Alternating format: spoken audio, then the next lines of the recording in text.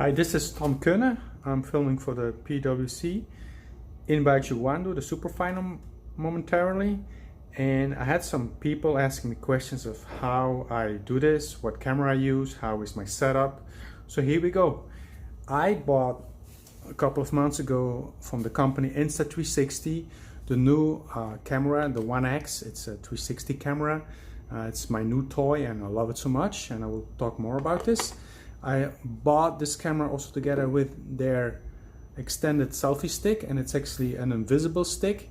So I recommend you buy this because it's going to help you making some nice shots. And then you should also buy the memory card. It's a V30 version. It's a high-speed memory card. You can buy the 32 gigabyte or the 64. So this is what you should buy as a package. You can buy it directly from Insta360 on the website, or you can buy it from a dealer. So the camera itself has two lenses. That's how it's recorded 360. It will record two files, and the two files will be stitched together to make a full 360 image. This is normally the front of the camera.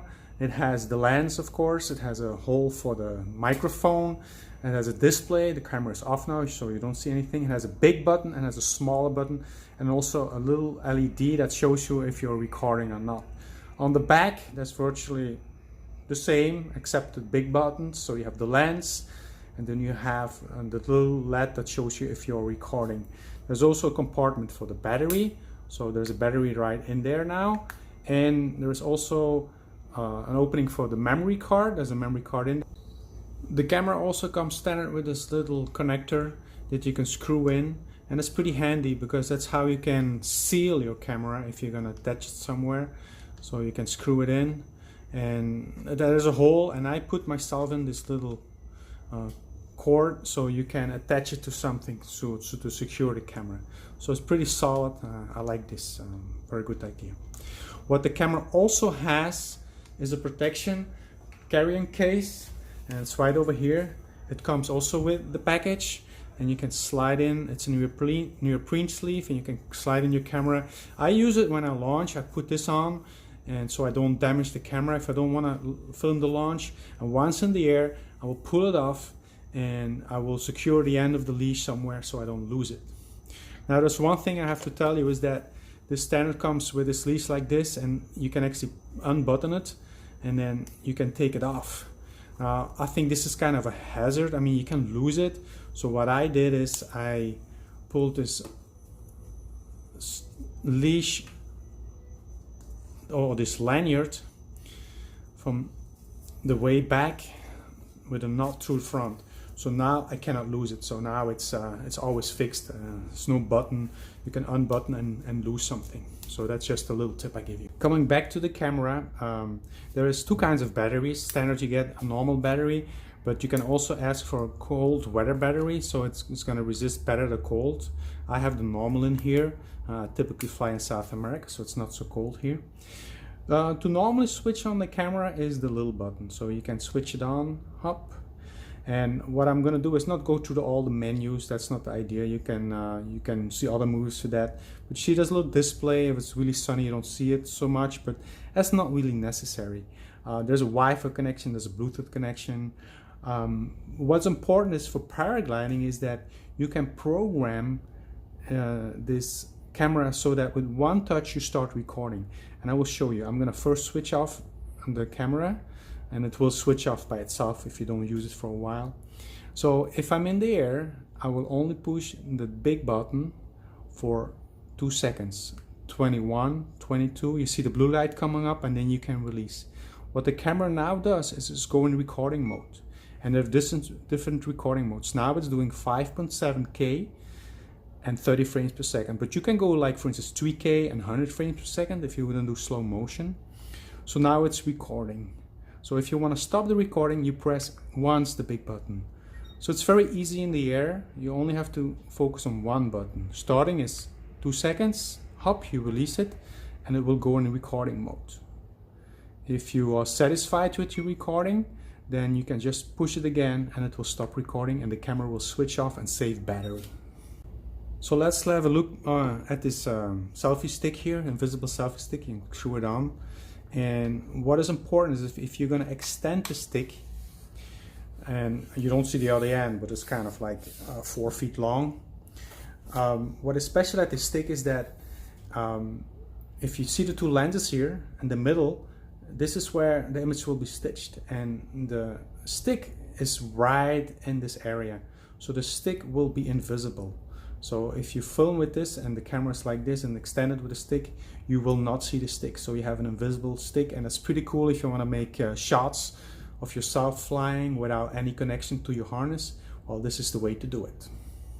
In regards to this selfie stick, you might find a very cheap one like these $5 sticks and screw it on. And at first you will do the same, but I don't like these sticks so much. They're not as solid as the one I just showed you. And there's also one caveat here, this little button here, it will stick out. So you will see a little red, a dark spot in your image, and that's not really what you want. But for the rest, you see it's kind of also invisible. It's only this little knob here is sticking out, and you will see it in the image. So it's not the best solution. What the camera also has as an option is remote control with Bluetooth. I have a Bluetooth controller here. It's a generic version, and I tried to have it work, but it doesn't work. And the Insta360 people still have to release their version of this Bluetooth. So I hope soon that we can have a remote control.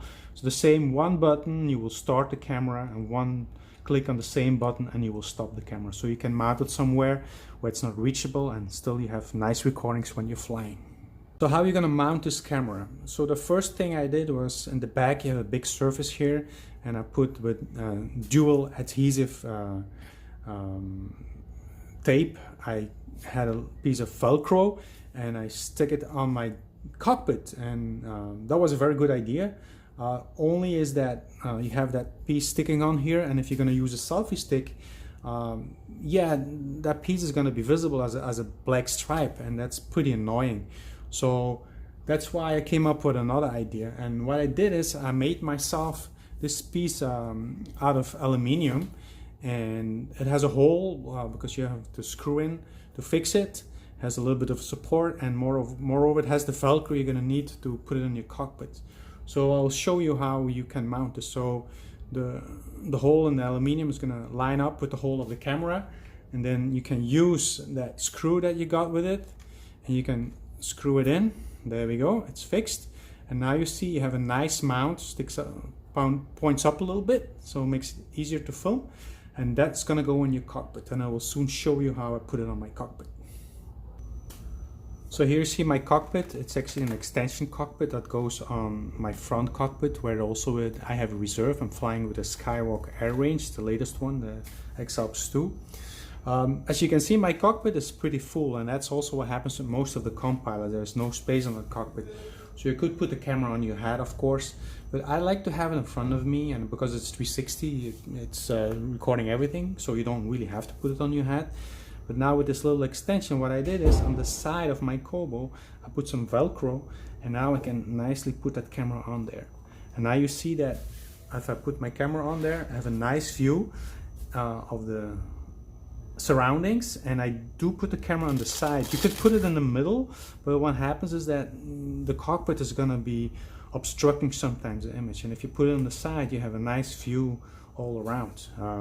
If you launch, because it's sticking out, what you might do is you might put it a little bit more back, or you might even just put it somewhere more secure, and then once you're in the air, you can put it on your cockpit and let the camera wiggle. It doesn't really matter, because the Insta360 has stabilization and post-processing, so your image will be very smooth and not shaky. So and of course, if you launch, we're going to put up this cover, this sleeve, so we protect it, and of course also do not forget to connect your two lanyards somewhere fixed to your harness, so if you land it, you don't lose the camera or whatever. To connect the camera to your harness, there's another option, and that's using a GoPro mount, and then you can use any GoPro support to connect it to anywhere on your harness or whatever. So you can screw it in, and then you have this nice GoPro connector. What I have here is that I used from my previous setup. It's a GoPro base that I screwed in on a base that goes on my cockpit, and so as you can see, you can nicely put the camera in here. There's no screw here, but you can screw it, and this is actually a very nice position, so you can angle it, and you don't have to go left or right typically, because you know, it's a 360 camera, so that's no need for. But what you want to do is, before you launch, you want to put out the sleeve, and then highly likely you want to put the camera down like this, so that you have no obstruction when you launch. The GoPro mount I just showed you, this connector, is also very handy for the selfie stick, because in the back there's a hole, and then you connect it, and then you can secure this stick if you go flying. Or you could maybe potentially even let it go under your harness and do, like, you know, a shot from below your position if you're flying, which is I guess pretty cool. Another way to connect your camera or stick to your glider is through the carabiner and use a clamp. This is a manslaughter clamp. It's a very solid, very good clamp. So you can open it up and seal it on your carabiner, but make sure you have the carabiner also protected, so you don't have metal or aluminum and metal. I have on this clamp a connector here, and that's a gooseneck. You can fold in any direction. This is a skier one. It's a really nice one, very solid, and has the connector here where you can screw in your 360 camera if you want to. So this is a good option also, but the only thing is, if you do this, the skier gooseneck, you know, it's not going to be invisible, so it's going to be in your image. But you know, if you don't worry about that, it's a good solution. You could also unscrew the skier and screw up your selfie stick on there, so that's another option. And then of course you're going to have a very invisible setup, and that would be a nice one as well. So currently, actually, I have two Insta360s One X's in use to film. One I use for ground shots, and the other one I use in the air. For ground shots, I typically put it in 100 frames per second, 3K, so I can slow down the image. The other one is 5.7K with 30 frames per second, so that's not good if you slow down. It's not gonna be nice and fluent, but shaky. For my ground shots, what I also use is my phone. I use it's currently a Samsung S9 Note, and has a very good camera, and I do all my ground shots there that I don't need wide angle for. So before I bought this camera, I went online and I went looking for some RAW files, these big files, each for one lens. Loaded on my cell phone, and also loaded the app, the 360 app, and tried to edit those files to see how the app was working, and it convinced me the app is very good, allows you to do a lot of things, and I advise you to do the same. I warn you, not every cell phone is going to be able to process these files. You have to have at least a Samsung 7 or an iPhone from the last generation. If you go to their website, Insta360, you will see the requirements of the cell phone. Insta360 also has a desktop software for Mac and Microsoft. I do not use it. My computer is an i7 dual core, but still it's not fast enough. And on the phone, surprisingly, this goes all very fast. The processing and all the rendering, it's a charm. I love it. So let's talk a little bit more about the workflow. Once you have recorded the images, there's two ways to transport those images to your cell phone or your computer. If you want to use your computer, I only use my cell phone to edit. So you can do that wireless. There's a wireless server here, and you connect your cell phone to that Wi-Fi hotspot and you download. The camera gets a little bit hot and it's a little bit slower. So they supply it with different kind of cables, and I need the cable that is a USB-C. For my camera, for my cell phone, and then a USB for my camera. So this I will connect to my phone, which I'm now using actually to record, so I cannot show you how I plug it in, but it's a standard plug for a new Samsung phone. Once you have that connected, you can open the app, and you can then transport these files that are on the Insta360 One X to your cell phone. So the normal battery is gonna last approximately like 40-45 minutes, depending on the temperature outside. For me, that's enough. I don't need more video.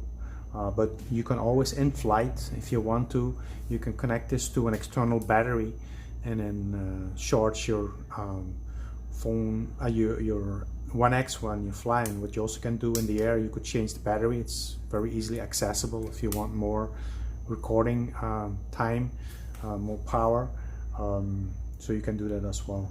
In regards to the memory chip, if you go 5.7K full frame rate recording, 30 frames per second in that case, with a 32 gigabytes, you're gonna have approximately 40 minutes of recording.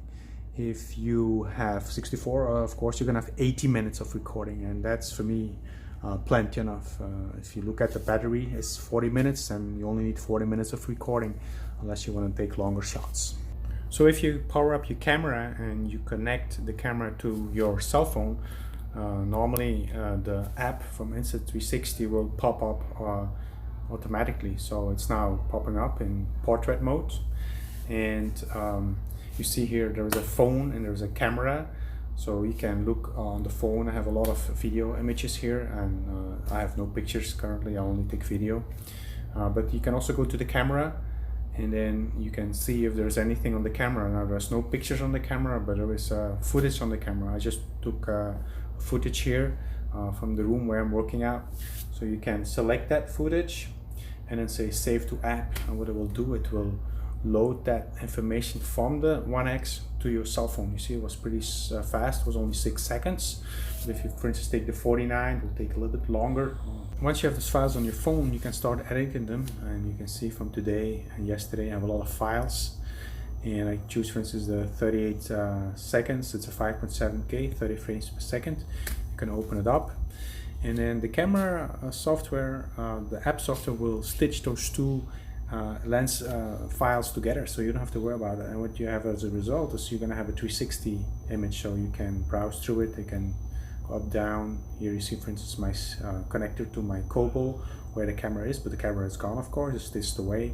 So you can look for an image here. So for instance, let's say if this would be my first image, you can choose your keyframe. You can push on the screen, put a pivot point, and then this is locked in. This is your first frame. You in time, you can say, okay, after 4 seconds I want this to move all the way to the other side. So you push in the middle of the screen to lock it in, and that's your second frame. And then you can even go further. You can go to 8 seconds, and then you can say, okay, I want to see the pilot that's off, and you lock it in. There you go. And the result is, if I play it, is a smooth going from one keyframe to the other keyframe. And that's how, in a very easy way, you smooth out the image. So there's no gimbal needed, and your camera can shake. It doesn't really matter, because this is going to be all nicely fluent. It's called stabilization, flow stabilization, that's how they call it. What you also can do is you can go in there, you can add some filters if you want to do that. I've never used it, but you could do some funny stuff.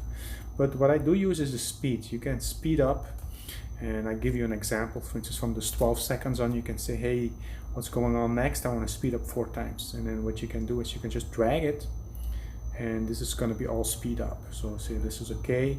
So what the result is, this is going to be speed up as an end result. Now if I'm going to play it here, you're not going to see it, because you have to really render it, and then you're going to see it that it's going to go fast forward. The other thing you can do is you can trim the video. You can say, for instance, hey, I don't need all that garbage at the end, I want to put it away. So just go to my acceleration of the video stops. So you can say okay, and there you go. So now we have a file that has nice keyframes. It's going from left to right and has an acceleration. That file you can export to your phone as an MP4. So you can go to export mode. So several options. You can go immediately to WhatsApp or another social app to download it. But I typically do it local. And what's going to happen then, it's going to export that file on my cell phone. So now all the magic is happening through the app, so you don't have to worry about. He's going to do that keyframing, flow stabilization, he's going to do the acceleration, and it's going to be stored on your phone as an MP4, and then you can later on edit that. I will show you that as well. To edit my movies, in the past I used my laptop for that, but now I use my cell phone. I found a really nice program, and it's called Power Director. And Power Director is really cool, renders fast, it's very intuitive, and it's now my new tool. So my workflow is as soon as I land, I will start transporting all my files to my One X. And when they are on my phone, I will start processing them, trimming them, maybe changing the speed, putting the keyframes for flow stabilization, and then the MP4s will all generate it. And those MP4s will be on my phone, so I'd rather use an editing program on my phone to proceed. The Power Director, I can show you when I make a new project. I'm just going to give it a random name here, Tom, and done, and then OK. And I can add files that are already on my phone. For instance, I go to Camera, and then you will see there's a whole bunch of files because I've been using my phone for recording this demo, and I can just drag them to my Power Director timeline, and then later on I can edit them. I can, for instance, say, hey, I need to shorten this video. You can do that. If you say, hey, I need to add another layer, you can do that as well. You can add music if you want to add music. You can do audio mixing. If you say, hey, the video should have no noise, only should be video from the track line, from the music line. And you can also add that frame. You can change the volume, you can flip it, you can reverse it, stabilize it, duplicate it. So this software has a lot of good stuff. So I use it and then my workflow is purely my One X and my phone. Once you have this movie ready with Power Director, the rendering is amazingly fast. If I'm making a file that's like a minute or 4, the rendering takes merely a minute. It's really fast. So what I also want to show you is the video result from yesterday in Power Director. So go to this movie on the 22nd of March. I go into edit project mode, and here you see the video. On top, this black screen is actually the review screen. So if you drag the timeline, you will see real time what I was programming in the video. So you have a video timeline, you have a timeline for the text, and then you have a timeline for the music. So you can add timelines. If you have more lines for video or music, you can do that and mix them all up. So what is pretty cool is, so I'm dragging this timeline and you see immediately the result. So it's real time, it's pretty cool. Moreover, you can just also play the play button, and then you will see the result as well. I muted the music so you won't hear it as well, but you can play the music as well, of course, real time. So and if you want to change something, for instance, you see here there's this going from one image to the other, and you can add a transition there. So you click on transition, say I want to have a blizzard, and you add that, and then you can immediately see the result. So you go there before that event and you play, and hop, you see immediately the result of that transition. And that's pretty cool. So that allows you to very fast change to your video in editing mode and then see the result. And then you can save that file anytime, and then you can also render it. Rendering is pretty fast. I'm going to show you. You say produce video, you can do it as a Facebook file, YouTube immediately, or other outputs, but I typically go just on my computer, not 4K, nobody can see that on a cell phone. So just produce full HD, hop, and then it's going to prepare the file, and once the preparing is done, it's going to go into rendering. And you see the rendering is 100% full normally, and you see I'm talking and it's already at 10%, so it goes really fast. So merely a minute you will have done this rendering, and the video is ready to upload to social media. I'm gonna cancel this now. Thank you for watching.